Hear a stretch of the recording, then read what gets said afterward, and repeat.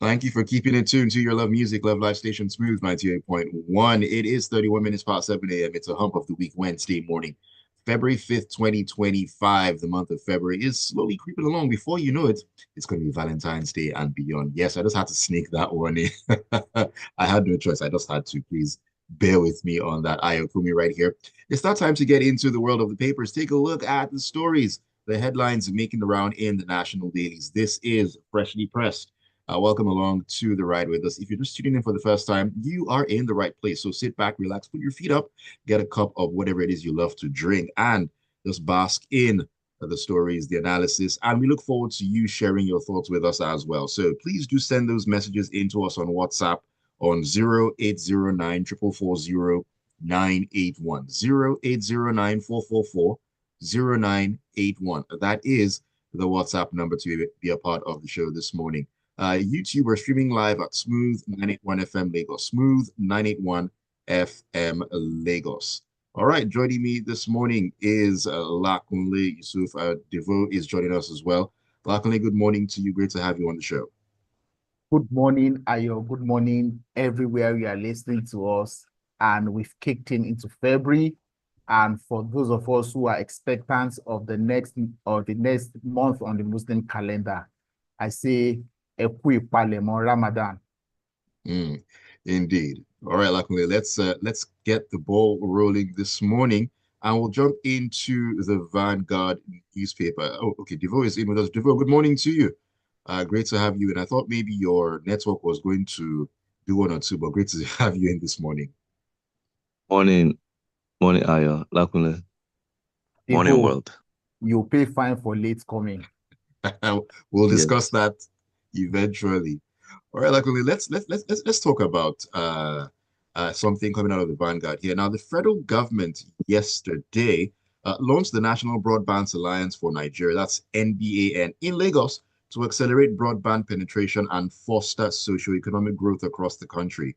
Now, NBAN is a multi-stakeholder platform that brings together government, businesses, and partners to expand internet access, increase usage, and promote digital inclusion in Nigeria. Now, its goal is to make broadband a key driver of economic and social growth. I mean, very laudable initiative here. The Minister of Communications, Innovation, and Digital Economy, Dr. Bosun Tijani, making big moves in taking Nigeria to the next level. But of course, a lot of questions will be asked and will be raised, looking at where we are in terms of basic infrastructure, power, and so on and so forth. How much of those will have an effect on this particular initiative doing what it needs to do and getting to where it needs to get to? Okay, so in my mind, let me first start by saying that congratulations to the federal government, to the ministry, and to the alliance that has been launched yesterday. That despite all the challenges, we're not allowing that to deny us of the possibilities that um, um, broadband access can make happen. I have been a beneficiary of medical consultation. My consultant was somewhere around the world, like some 16 hours away from Nigeria. And I could speak with him live. I could show him pictures. I could show him videos of, I could show him the films of X-rays and MRIs that I've done, and he could see it very clearly. And it cost me just my internet and a little bit of so we would have the possibilities of the things that ordinarily would take us ages to get done and get done. So I hear people would first say, where is the power? In my mind today, in an average home, if you don't have a generator, even if it's the Tiger one, you have a solar inverter, you have something to provide you an alternate source of power. So to the end user, in my mind, I'm not thinking power is going to be the problem. Where I'm thinking is that the problem will be the appropriate pricing of this broadband to people, and then the speed. The average speed today, according to reports, about 27 Mbps across Nigeria. and the minister is promising a minimum of 25 Mbps in urban places and 10 Mbps in rural places. It then means that if that is the minimum, we should expect that the broadband should give us as much as 100, if possible, in places where it is needed, especially in areas like hospitals, in our fintech, and in our space research. I know we have a space research. To what extent we are doing it right now, I don't know. So we would not say, because let's even as we don't have enough power from the public, whatever, public supply, we will not say because we don't have enough, then we will not do other things. Who says that because we're able to be successful in those other things, then the people in charge of power will be challenged to provide us what we need to power those things? So all of it can run at the same time. We don't have to wait for us to do one. If we waited, by the time we're able to achieve what we are waiting on, the whole world would have left us behind. We have a lot of good, very sound minds that are already talking about AI, artificial intelligence, the Web3, your crypto, your Bitcoin, everything. We have brilliant minds who are already participating in those things right now, who are resident here. Right. So when you have this thing, I'm not sure those kind of people will be complaining about power. I'm not sure they will complain about any other infrastructure, as long as they can get this broadband into their homes or their offices to get things done, and they can service their own customers as well. So in my mind, I think that it is a good step. Today, Nigeria has about 90,000 kilometers, or that's the target, 90,000 kilometers of fiber. The minister is promising that they will do more. Now, this is where the state governments now come in. What is the charge per kilometer for right of way that they charge? Can the state government lower these fees so that the people who are in this business can get these cables laid, so that the access can even be lower if it is fiber driven rather than wireless driven? So it is not just the government, the federal government. We also have to consider the state government's involvement in terms of ease of doing this business. Indeed. Now, that is a very, very key thing. Once the environment is conducive enough, the sky is probably the starting point, not even the limit. All right, let's keep things moving right here. Devoe, let's talk some numbers, some huge numbers coming out of the Daily Post here. Now, Nigeria's external... Pardon? No, we'll start from 3. Or we can start from that one. Fine. It's fine. All right. So Nigeria's external reserves declined significantly by about $1.19 billion in the last 3 weeks or thereabouts. This is according to the Central Bank of Nigeria, the CBN, gross external reserves data. Now, according to the data, the reserves dropped to about $39.723 billion as of January 31st, 2025, from $40.877 billion at the end of December 2024. Now, the downward movement in the nation's foreign currency reserves was revealed as the CBN is yet to publish the position of the external reserves 4 days into the new month of February. Devoe, what does this all mean? And give us, should I say, some clarity on where this takes us, or where this is taking us to. Well, that's just a word that we don't have clarity. The position on the external reserves has been unclear since this administration came on board, simply because I think there's an objective to create a sense that Nigeria has lofty reserves. And we should know that this reserve position that's being touted is gross reserves. Gross means this is when you put together all of Nigeria's earnings. But what is important as with regards to our currency is that there's a net reserve position. The net reserve position is equal to when you remove all the encumbered positions on our reserves, like the agreements, the debentures that the federal government has gone into, or what I call it, mortgages that the federal government has gone into with other external parties to some extent to get to some financial agreements for loans, for payments on debts that we're yet to begin to pay. That is where we've been literally asking the federal government to confirm our net position. Some have said our net position is somewhere around $15 billion as against the 40 billion that has been touted for some time. So, um, uh, where we may have some concern is that the real position will always reflect on the currency. Also, apart from that, you know that the 140 trillion naira hole of our external debts um, always will reflect on the fact that our currency may remain at this 1516 level until the country is able to shore up our revenue. Revenues have actually been down for a while. Last year, the big hole was because of the subsidy payments, which this year in the budget has been moved to payment of the principal on the debts, which is about 8 trillion that they've budgeted. But it's not so much about the debt position, it's how much you make. And the federal government, if the federal government attempts to even borrow more money, it will come at a higher interest rate and Nigeria's investment position is still in junk status.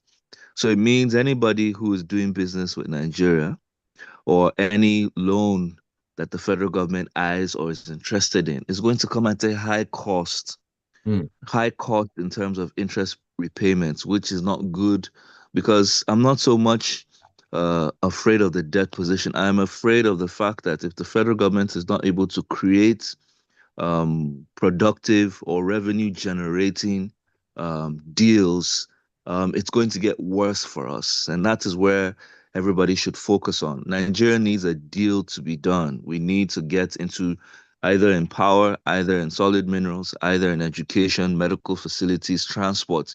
We need a deal. Now, when I mean a deal, I'm referring to like when we built up the telecommunications industry, we were able to attract investment into the country.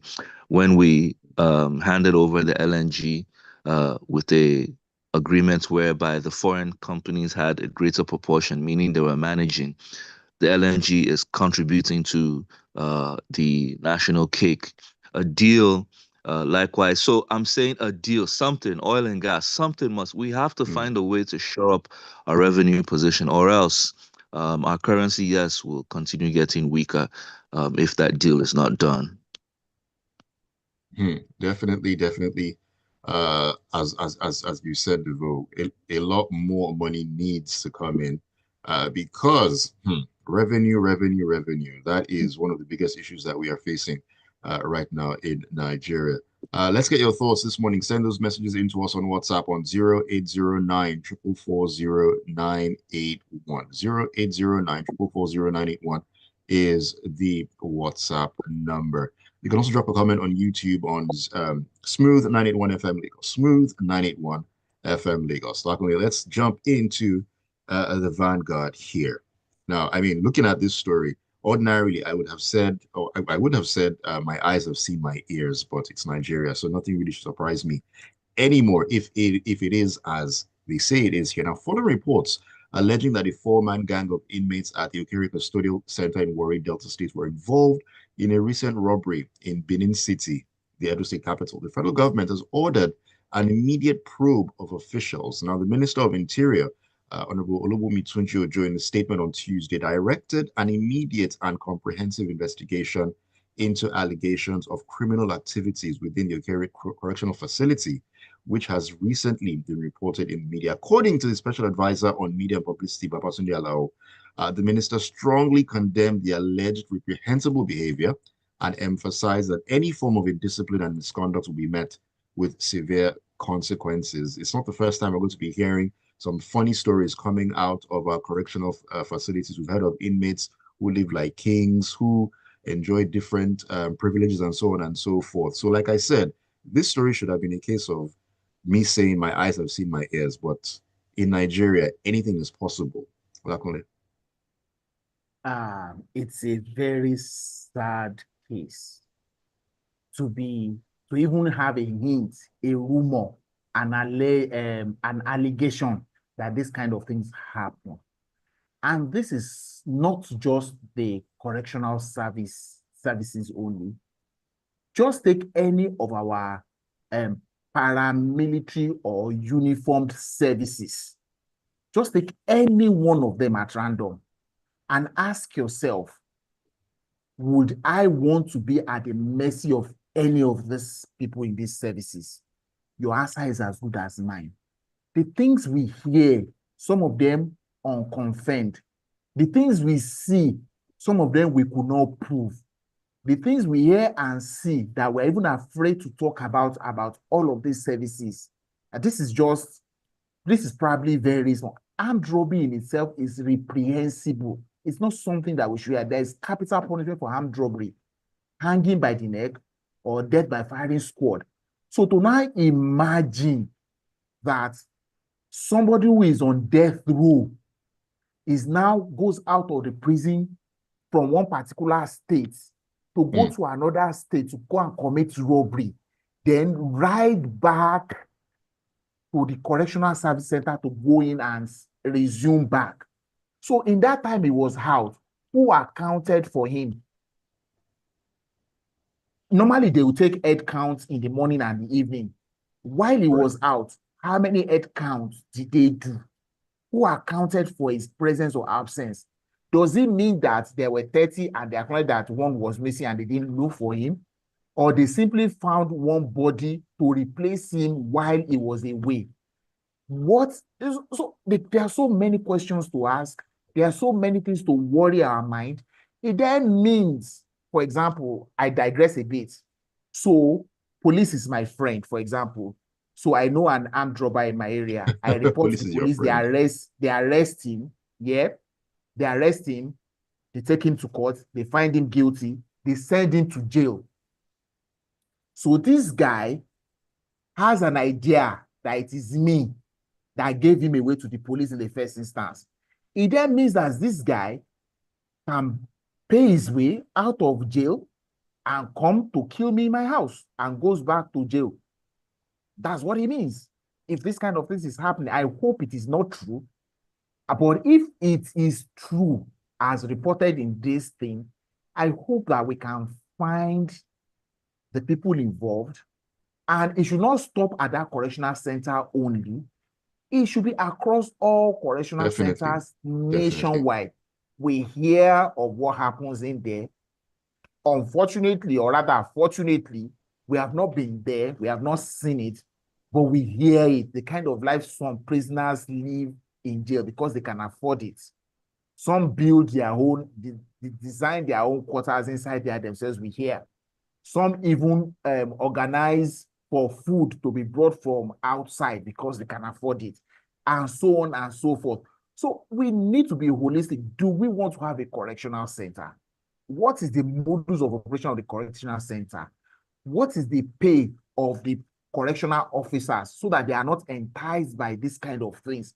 What are their living conditions? What welfare packages will make this kind of things unattractive to them to want to indulge the prisoners? So it has to be an holistic probe. It doesn't have to be just finding the people involved in this one. I hope that when these ones are found, they are tried, and if found guilty, they serve the punishment. We cannot run a country like this. We simply cannot. We must be altruistic in our decisions about how we want to run things. All right, thank you for sharing those thoughts there, Lakunle. Devoe, we're going to stay in the vanguard here and talk about some... Story 5.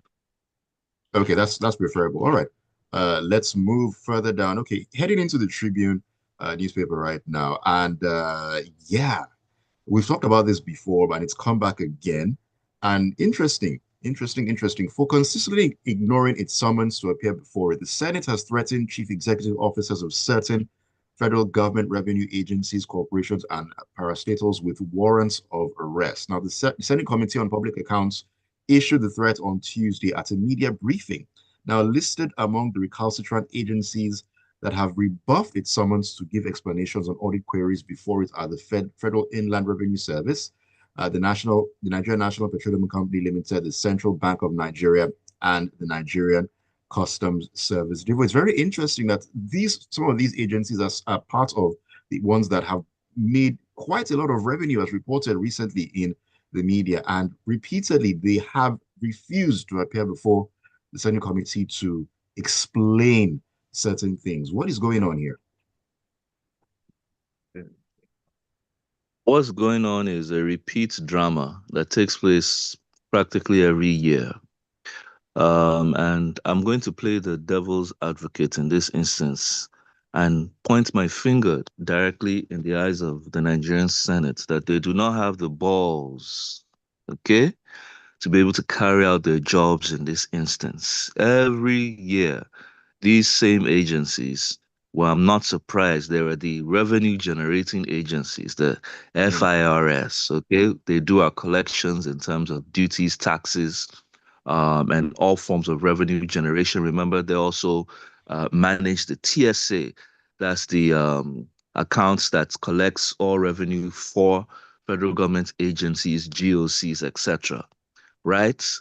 So they have something to say regarding Nigeria's revenue. So I'm not surprised why they're not showing up. The NNPC, I thought it was privatized. When they privatized, they said 50% was owned by the Nigerian people. The other 50% shareholding was owned by the Ministry of Petroleum. So obviously, this is the only reason why it is still being audited by government. But we know they still are operating as a government agency, taking orders directly from the top, with our president being the Minister of Petroleum, and being the most opaque entity in the federal government. Are you surprised that they are refusing to submit their audit reports? We also have the CBN, who is the godfather of monetary policy in Nigeria. I thought the CBN governor would have told his path of creating transparency within the CBN by sending in the audit reports. At least uh, they've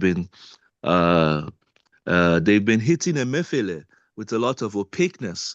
Now they themselves have started playing the same game.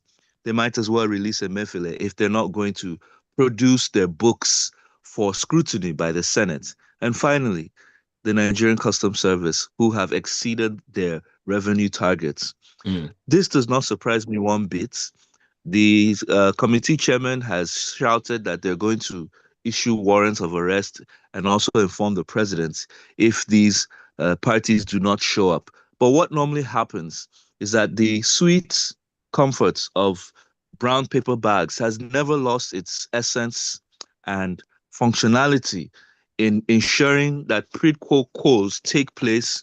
And at the end of the day, AY, as we're reading this, it will quietly disappear from the media and the budget will be passed and we'll move on to the 2026 budget. AY, I can bet you ₦1 billion. Nothing, absolutely nothing will come out of this. The sweetness of brown paper bags till date have not lost their sweetness.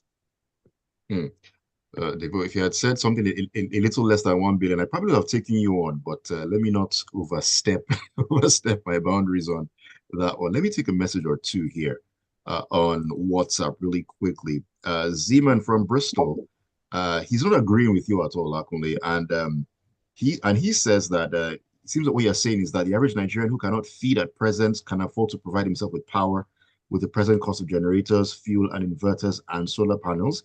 And he's wondering if you are being funny on this one, and asking if you are living in an alternate reality.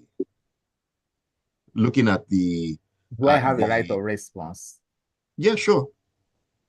Okay, so yes, nobody is saying things is normal.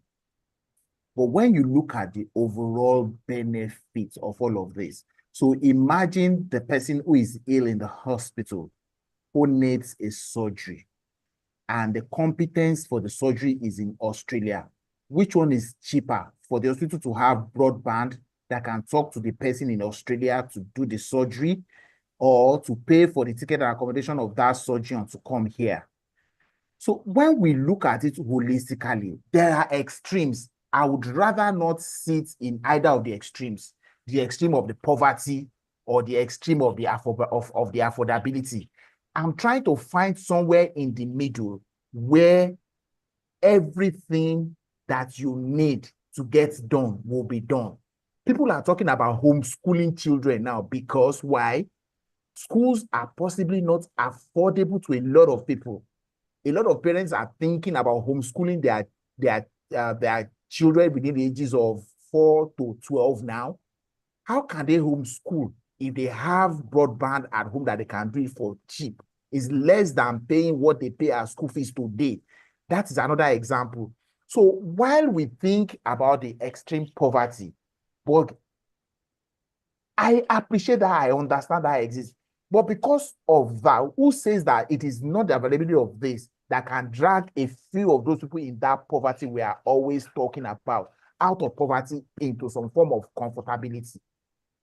All of this we have to put into perspective. We don't have to stick to one end of the spectrum. That's where I stand on it. All right. Dr. I, who's at CMS, says the average Nigerian has a solar power system or generator. Really? Doesn't that already make this broadband initiative spurious? Which is more important, broadband or power, or security or food security? Many of the smart young Nigerians, even even Yahoo girls, move to Ghana or Kenya because of a better infrastructure. For over 20 years, we've not solved the power issues, but you're piling up more elephant projects.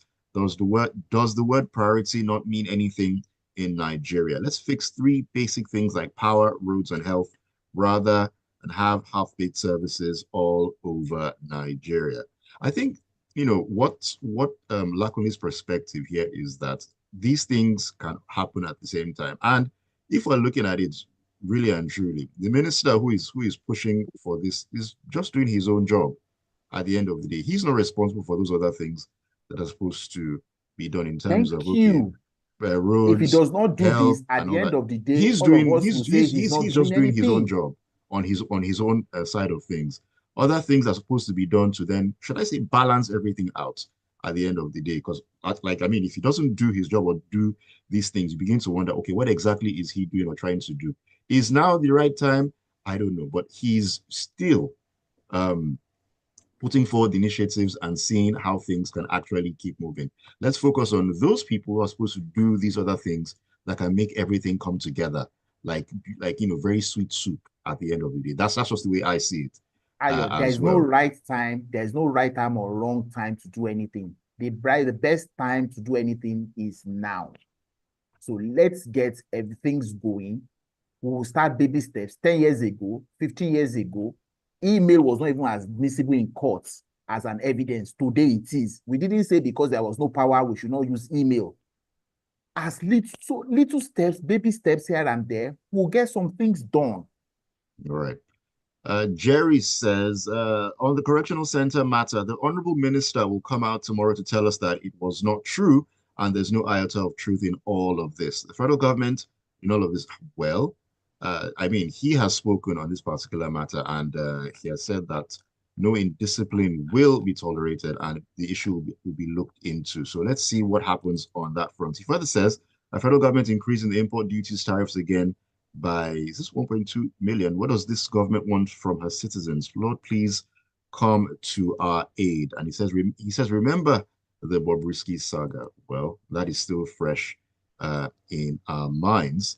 Zeman says, we are adept at twisting ourselves like contortionists to manage impossible situations. Power that is now elementary the world over is rocket science for Nigeria. Building a skyscraper with no foundation is what this broadband idea is. Well, at the end of the day, we will disagree to agree. Ibrahim Zakari says, the news that makes our dailies are nerve-wracking and jaw-dropping. I've said it before on this platform, where there are no consequences, impunity reigns supreme. People must be held accountable for their actions. All righty, Devoe, just before we call it a morning, final words. I mean, we need some encouragement at this point. Final thoughts as we round up on Freshly Pressed this morning. You're muted, Devoe. All right. Thank you. All right, Lakunle.